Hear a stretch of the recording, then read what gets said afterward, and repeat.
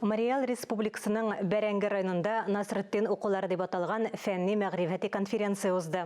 Атаклы дин әһелләре туган төбәктән хәбәрчебез Мөршидә Җихан репортажы.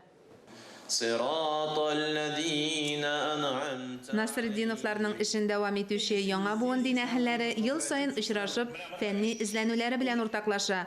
Бәрәңге районының дини һәм дөньяви оешмалары тарафыннан башланган игелекле эшкә Россия Федерациясе мөселманнары диния нәзарәте дә кушылган. Төрле төбәкләрдән дин әһелләрен һәм галимнәребезне бергә туплап, инде икенче мәртәбә Насретдинов укуларын оештыруыгыз күркәм гамәл. Хәйр фатихасын видео язма рәвешендә юллаган Рауил Гайнетдин төбәк-ара конференция эшенә нәтиҗәле фәнни тикшеренүләр теләде. Бу җәһәттән Тамара Молотова эзләнүләре үзенчәлекле. Галиме Марий халкының тарихи-мәдәни традицияләренә ислам йогынтысын ачыклаган. Шулай ук Идел, Урал һәм Себер төбәкләрендә Совет чорындагы ислам мәгарифен өйрәнгән Әхмәт Дмитрий Макаров доклады да кызыклы мәгълүматларга бай. Алла кушса, бұл конференция бик натиджалы, бик файдалы.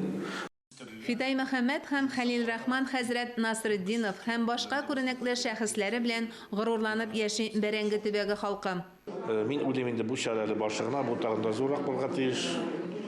Бар халыкта без горурланып, моңа бик сөйнәбез, безнең Бәрәңге районында шундый әһелләр булган. Biz аларның эшен югалтмаска тиеш, аларның эшен дәвам итәргә тиеш. Гелбит инде менә мин Татарстанда бик күп чараларда йөргә туры килә. Бик зур рәхмәт, безне бер дә калдырмыйлар бу чараларда, төрле чараларда шунда инде. Анда иң зур ниләр инде күтәрелгән мәсьәләләр бу тел, халыкны саклап калу, динне күтәрү. Шуннан инде һаман әйтәләр инде халыкны саклап калабыз дисәк, иң беренче тел, дин гөреф-гадәтләр битмәскә тиеш. Конференциянең алып баручысы Фәрит хәзрәт Шәгиев билгеләп үтүенчә, кешелек рухи тәрбия һәм гыйлемгә мохтаҗ.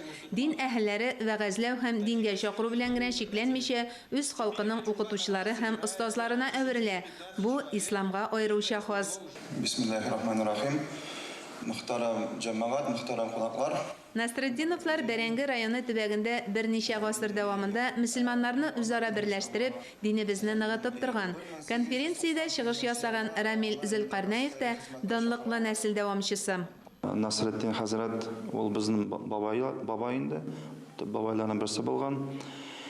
Ул Хафизетдин хәзрәтнең әтисе була инде. Монда имам хатип булган ул Бәрәңгедә. Безнең нәсел менә шул Насретдин бабайдан дәвам итә инде. Аналар Хафизетдиннән булган балалары, шуларның берсе Зулкарнайн исемле. Ул безнең бабай инде.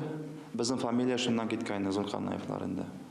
Конференция эшендә шулай ук туган якны өйрәнүчеләр, укытучылар, җәмәгать эшлеклеләре һәм мәхәллә активистлары катнашты. Бүген җәмгыять үсешендә рухи әхлакый нигезнең роле арту сәбәпле дин әһелләренең мирасы җентекләп өйрәнүне һәм тануны таләп итә. Оештыручылар конференциянең фәнни җыентыгында туплап бастырырга ниятли. Мөршидә Җихан, Ирек Хәмидуллин, Татарстан яңалыклары өчен махсус Марий Эл Республикасының Бәрәңге районыннан.